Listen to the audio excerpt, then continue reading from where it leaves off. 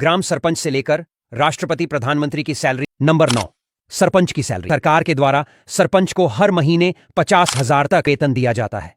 यह वेतन अलग अलग राज्यों में अलग अलग हो सकते हैं।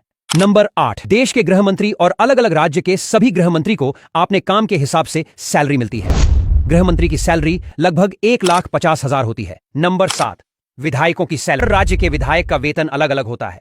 तेलंगाना की बात करें तो यहां के विधायक देश में सबसे अधिक वेतन पाते हैं। निर्वाचन भत्ते के तौर पर यहां के एक विधायक को करीब 2,30,000 रुपए मिलते हैं। मध्य प्रदेश विधायकों की सैलरी के मामले में दूसरे नंबर पर है।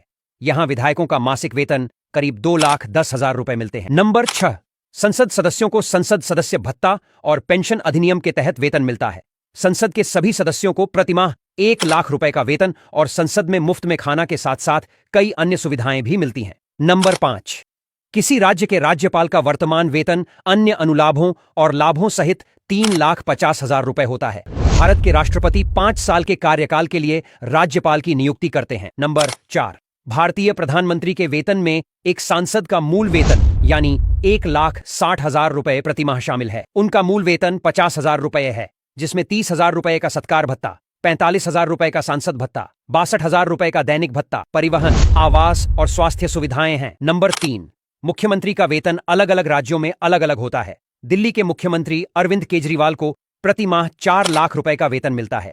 इसके अलावा भी कई अन्य सुविधाएं दिल्ली के मुख्यमंत्री को प्रदान की जाती हैं। नंबर 2, उपराष्ट्रपति का वेतन संसद अधिकारियों के वेतन और भत्ते अधिनियम तहत दिया जाता है। उपराष्ट्रपति का वेतन भी पहले 1,25,000 रुपए था, लेकिन इसे बढ़ाकर 4 लाख रुपए प्रति माह कर दिया गया।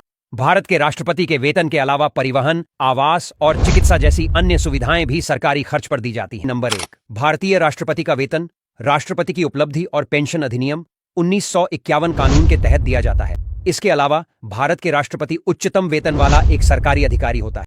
राष्ट्रपति का वेतन वर्ष 2018 में 1,50,000 से बढ़ाकर 5 लाख रुपए प्रति माह किया गया।